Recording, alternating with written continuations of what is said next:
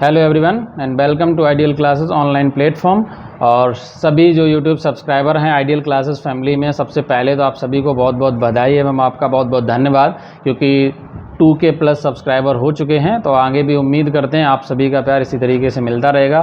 तो आज के जैसा कि लेक्चर में हम आपको बताएंगे कि SSC CGL जो है उसका सिलेबस क्या है और एग्ज़ाम पैटर्न क्या है। इसके साथ साथ हम आगे की जो रणनीति है, स्ट्रेटजी क्या होनी चाहिए अगर एग्ज़ाम को आपको फाइट करना है और एग्ज़ाम को पास करना है और उसको आपको टायर 1, टायर 2, टायर 3 और ये 4 तक जो लेवल है उन सभी को पास करना है, तो आपकी क्या रणनीति होनी चाहिए उस पर हम चर्चा करेंगे।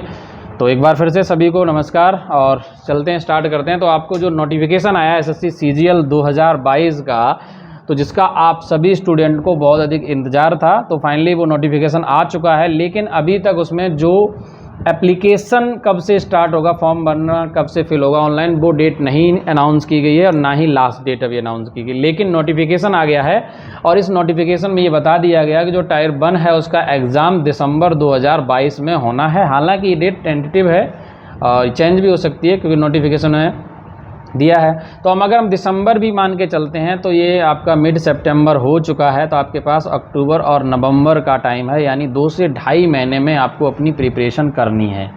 भले ही एग्ज़ाम लेट हो, लेकिन आपको उसका इंतज़ार नहीं करना है कि एग्ज़ाम, ये मन में धारणा लेकर नहीं चलना है कि एग्ज़ाम डिले होगा, तो इस तरीके से नहीं करना है। आपको अपनी प्रिपरेशन आज से, अभी से स्टार्ट करनी है, ठीक है। तो अब हम चलते हैं सीधा, देखते हैं कि इसका पहले तो कि पैटर्न क्या रहता है, जो सिलेक्शन प्रोसेस है वो क्या है। सिलेक्शन प्रोसेस की बात की जाए तो SSC CGL के अंदर क्या होता है, 4 स्टेप आपको पास करनी होती हैं। टायर 1 होता है जो कि आपका प्रीलिम्स पेपर है, ये CBT होता है, कंप्यूटर बेस्ड टेस्ट होता है और ऑनलाइन होता है।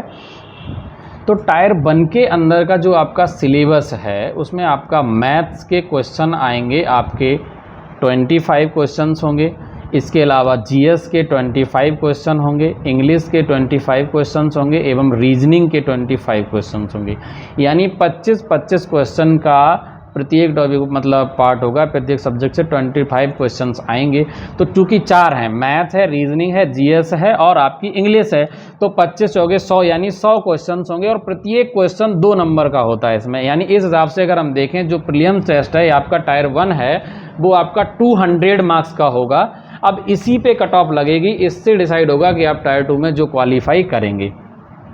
अगर टायर 2 की बात करें तो ये भी ऑब्जेक्टिव होता है, ऑब्जेक्टिव मल्टीपल चॉइस क्वेश्चंस आते हैं और ये भी कंप्यूटर बेस्ड टेस्ट होता है, यानी CBT है, ऑनलाइन एग्जाम होता है। एंड टायर 3 होता है, इसके बाद जो आता है वो टायर 3 आता है। टायर 3 जो है वो डिस्क्रिप्टिव पेपर होता है, ठीक है। ये आपके पास फैसिलिटी होती है कि आप हिंदी और इंग्लिश दोनों में दे सकते हैं। और टायर 4 जो होता है वो स्किल टेस्ट और कंप्यूटर प्रोफिशिएंसी टेस्ट होता है, हालांकि ये सब में एप्लीकेबल नहीं होता है। तो जैसा कि हमने टायर 1 के बारे में बताया कि ये आपका एक ऐसा है CBT एग्ज़ाम है, यानी कंप्यूटर बेस्ड टेस्ट है। इसके अंतर्गत आपको क्या होगा, 25 क्वेश्चंस मिलेंगे प्रत्येक सब्जेक्ट से, यानी 4 प्रकार के जो हमें 4 सब्जेक्ट हैं, कौन कौन, मैथ, रीजनिंग, GS और इंग्लिश से। और प्रत्येक क्वेश्चन 2 नंबर का होता है, 200 मार्क्स का होता है। लेकिन जैसे ही आप टायर 2 में जाते हैं, तो जैसे टायर 2 में जाते हैं तो वहाँ पर क्या होता है, वहाँ पर आपको 200 मार्क्स के 2 पेपर होंगे। एक होगा आपका मैथमेटिक्स का, दूसरा होगा इंग्लिश कॉम्प्रिहेंशन का। दोनों ही पेपर से 100 क्वेश्चंस पूछे जाएंगे। एक क्वेश्चन 2 नंबर का होता है, तो 200 मार्क्स का एक पेपर होता है। तो आप समझिए, रणनीति को समझिए कि आपके पास जो टाइम है अभी लिमिटेड है, तो सबसे ज़्यादा अगर फोकस करना है तो मैथ्स और इंग्लिश पे करना है, नो डाउट। लेकिन GS और रीजनिंग को भी नहीं छोड़ना है, आपको GS और रीजनिंग पर भी फोकस करना पड़ेगा। तो पहले तो आपको टायर 1 निकालना है। जैसे ही टायर 1 पास करते हैं उसके बाद टायर 2 में अगर जाएंगे तो वहाँ पर आपको 2 पेपर होंगे। दोनों ही पेपर CBT होंगे, CBT बेस्ड यानी कंप्यूटर बेस्ड टेस्ट होंगे, ऑनलाइन पेपर होंगे और 200 मार्क्स के होंगे, 100 क्वेश्चन आएंगे दोनों से। फिर अगर हम बात करें टायर 3 की, तो उसमें क्या होता है, डिस्क्रिप्टिव पेपर है। यहाँ पर आपके पास ऑप्शन है कि आप चाहें तो पेपर डिस्क्रिप्टिव है, चूँकि रिटन में होगा तो इंग्लिश में रिटन लिख सकते हैं या हिंदी में। लेकिन ऐसा ना हो part in Hindi and part in English, ऐसा ना हो कि आधा भाग आपने क्या कर दिया, हिंदी में लिख दिया और आधा इंग्लिश में, तो वो क्या होगा, you will be awarded 0 marks, यानी आपको क्या मिलेंगे, सिर्फ 0 अंक मिलेंगे। यानी कि आपको कोई भी अंक नहीं मिलेंगे, ये ध्यान रखना। या तो आप पूरा पेपर हिंदी में लिखें या पूरा पेपर इंग्लिश में लिखें, ठीक है।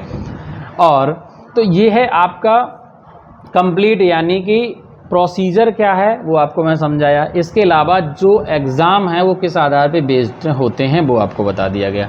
अगर हम एक नज़र डालते हैं इनके सिलेबस पे, तो रीजनिंग में सिलेबस जो है वो वर्बल रीजनिंग और नॉन वर्बल रीजनिंग जो है वो दोनों ही आएंगे इसमें, जिसमें वर्ड बिल्डिंग है, ठीक है। इसके अलावा लॉजिकल रीजनिंग भी आती है इसके अंदर, बहुत सारे चैप्टर, जैसे मैं बता करूँ वर्ड रीजनिंग या बिल्डिंग मतलब coding, decoding, number series, symbolic operation, calendar, space orientation, space visualisation. इसके अलावा इनइक्वालिटी, ये क्या आती है आपकी डिसीजन मेकिंग भी इसी में है, विजुअल मेमोरी है ना, कॉज एंड इफेक्ट जिसे हम बोलते हैं कारण और प्रभाव, ठीक है। इसके अलावा डायरेक्शन टेस्ट है, आपको मैंने दिशा परीक्षण करवाया भी है रीजनिंग में।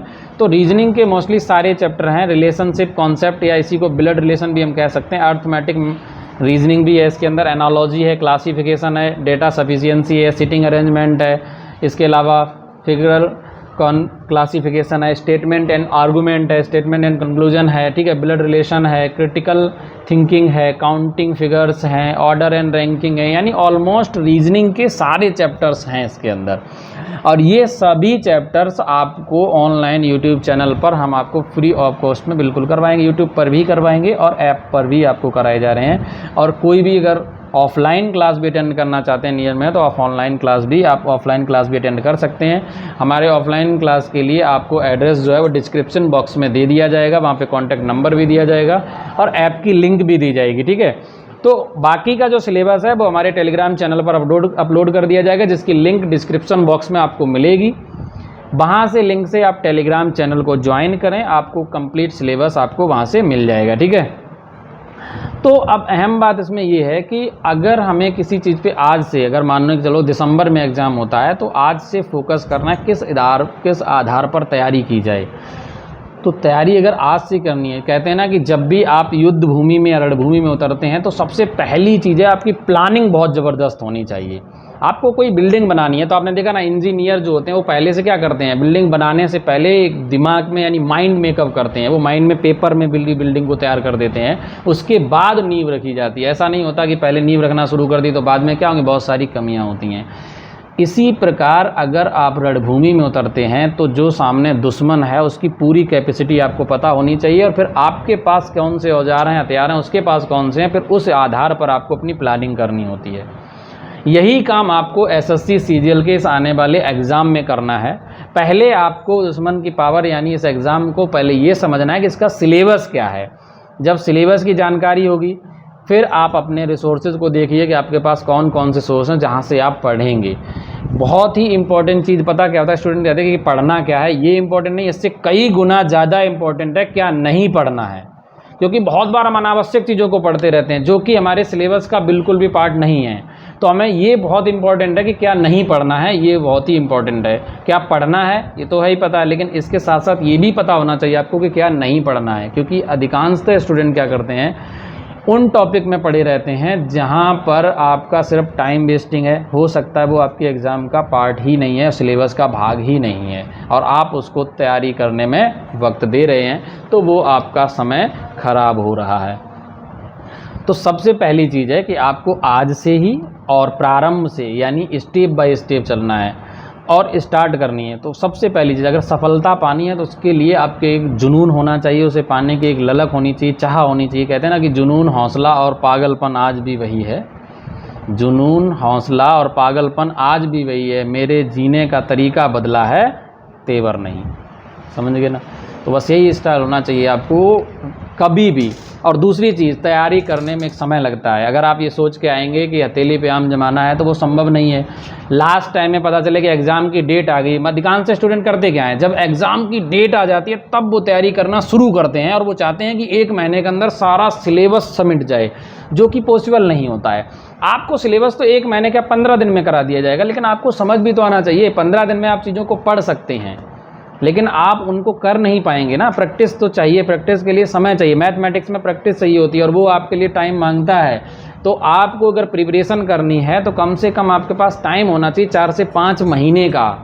अगर आप 2.5 महीने में सिलेबस कंप्लीट करते हैं वही कर पाएंगे स्टूडेंट जो आप बहुत ही फुल डेडिकेशन के साथ रखते हैं। तो सिलेबस को कवर करने में, तैयारी को करने में समय लगता है। जैसे कि जल्फ को, अगर जल है तो जल को बर्फ़ में बदलने में वक्त लगता है, सूरज को निकलने में वक्त लगता है। किस्मत को तो हम बदल नहीं सकते हैं, पर हौसलों से किस्मत को बदलने में वक्त लगता है। ठीक है, तो तैयारी करने में भी क्या होता है, वक्त लगता है। नो डाउट आपको टाइम देना पड़ेगा अपनी तैयारी को। और कहीं भी ये ज़रूरी नहीं होता कि आप किसी कोचिंग संस्थान को ही ज्वाइन करें तभी आपकी प्रिपरेशन होती है। आप अपने घर पे बैठ के तैयारी कर सकते हैं, बशर्ते आपको सिलेबस की समझ होनी चाहिए। आपको ये पता होना चाहिए कि इसका सिलेबस क्या है और किस आधार पे हमें तैयारी करनी चाहिए, लिमिटेड सोर्स हैं और वो कौन कौन सी बुक्स पढ़नी चाहिए। फिर उस आधार पर आप अपनी तैयारी को अंजाम देंगे तो आप आसानी से एग्ज़ाम को क्वालिफाई करेंगे। फिर चीज़ कहता हूँ कि मैं आपको बताता हूँ कि प्रिपरेशन करनी कैसे है। पहली चीज़ कि आपको सिलेबस पता होना चाहिए। दूसरी चीज़ अब सोर्स क्या होने चाहिए। आप कोशिश ये करो कि हर सब्जेक्ट की, जैसे जीएस है तो जीएस के लिए एक बुक रखिए, ऑथेंटिक ल्यूसेंट आपके लिए पर्याप्त है। एसएससी सीजीएल के लिए एक्स्ट्रा पढ़ने की कोई आवश्यकता नहीं है। मैथमेटिक्स के लिए अगर आप बेस स्टार्टिंग कर रहे हैं तो आपको पहले आप आर एस अग्रवाल लीजिए, लेकिन आगे चल के आप एडवांस मैथ के लिए आपको स्पेशल में एक बुक लेनी पड़ेगी, क्योंकि अगर टायर 2 में जाएंगे तो एडवांस मैथ उससे कवर नहीं होने वाला है। ठीक है, इसके अलावा रीजनिंग की कोई भी एक बुक ले लीजिए आप साथ के साथ। इसके अलावा इंग्लिश में आप बहुत सारे मार्केट में कंटेंट अवेलेबल है, लेकिन ऑथेंटिक बुक लीजिए, नहीं तो प्रीवियस ईयर पेपर लीजिए। इसके अलावा अगर एसएससी सीजीएल का टायर 1 का अभी से किरण पब्लिकेशन का जो सेट आता है, और ऐसा नहीं कि मैं यहाँ पे एडवर्टाइजिंग कर रहा हूँ, बिल्कुल भी नहीं है, क्योंकि मैं यहाँ पे पेड कोर्स नहीं चला रहा हूँ जो एडवर्टाइजिंग कर रहा हूँ, या किसी अदर पब्लिकेशन का भी हो तो भी चलेगा, लेकिन वो होना चाहिए previous year paper, practice set नहीं। जो गत वर्षों में एग्जाम में जो क्वेश्चंस पूछे गए वो क्वेश्चंस आपके पास होने चाहिए। उससे क्या होगा, आपको एक आइडिया लगेगा कि आयोग क्वेश्चन एक्चुअल में पूछ कैसे रहा है। उस आधार पर आप अपनी तैयारी को आज से शुरू कर दीजिए, और आज से ही ये नहीं सोचना है कि जब लास्ट टाइम आ जाएगा एग्जाम में तब हम प्रीवियस ईयर पेपर को करेंगे, बिल्कुल नहीं। आपको आज से ही प्रीवियस ईयर पेपर को करना है और ये कंटिन्यू रखना है। आप एक सेट लगाइए, उस एक सेट को आपने टाइम सेट किया 2 घंटे में लगाया, लेकिन 2 घंटे करने के बाद एनालिसिस के लिए और 2 घंटे दीजिए। पहले आपने सेट लगा लिया 2 घंटे में, और फर्क नहीं पड़ता कि आप उसमें से 40 क्वेश्चन कर पा रहे या 50 कर पा रहे, इससे कोई फर्क नहीं पड़ता। आप बिल्कुल भी नहीं घबराएं।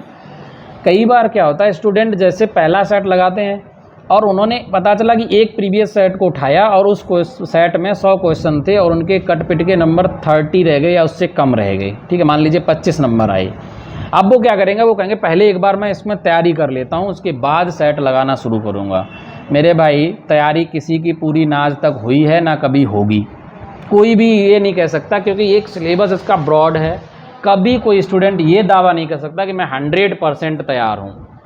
किसी का किसी ना कुछ ना कुछ छूट ही जाता है। ठीक है, हमेशा पूरा कभी किसी का होता ही नहीं है सिलेबस। तो आपको अपने आज से जितनी तैयारी है आज से सेट लगाना है, और सेट लगाते समय ये ध्यान रखें कि आपने जो अटेम्प्ट क्वेश्चन किए उसमें से कितने राइट हैं कितने रॉन्ग हैं। जो रॉन्ग क्वेश्चन है वो किस किस टॉपिक से रॉन्ग हो रहे हैं, उसके अलावा आपने वो टॉपिक पहले पढ़ा था या नहीं पढ़ा था। यदि आपने नहीं पढ़ा था तो गलत है, तो इतना हेडेक लेने की ज़रूरत नहीं है। आप पढ़ेंगे तो चीज़ें कर पाएंगे, लेकिन अगर आपने पढ़ा हुआ टॉपिक है उसके बाद भी गलत हो रहा है तो आपको वहाँ पर अटेंशन देने की ज़रूरत है। आपको दोबारा से उस पर रिवीजन करने की आवश्यकता है, और जो सही क्वेश्चन हो रहे हैं तो उनको भी रिवीजन हफ्ते में एक बार कीजिएगा, लेकिन जहाँ गलती हो रही है वहाँ रिवीजन ज़्यादा कीजिएगा। फिर नए टॉपिक भी कंटिन्यू करते रहें, लेकिन जब लास्ट टाइम आता है एग्ज़ाम का, उस 15 दिन के अंदर सिर्फ आप वही पढ़ेंगे जो आपने लास्ट पूरे ईयर में या जो भी 2-4 महीने 6 महीने में तैयारी की, बस उसी को रिवीजन करेंगे। इसी आधार पर अपनी तैयारी को आपको कंटिन्यू रखना है। ठीक है, तो अंततः इस लेक्चर को यहीं पे समाप्त करते हैं, और आप सभी को मेरी बेस्ट विशेष हैं। ऑनलाइन डेट आते ही आपको इन्फॉर्म कर दिया जाएगा, और यदि अभी तक आपने चैनल को सब्सक्राइब नहीं किया तो चैनल को सब्सक्राइब करें और इस वीडियो के लिंक को शेयर करें। Thank you, have a nice day.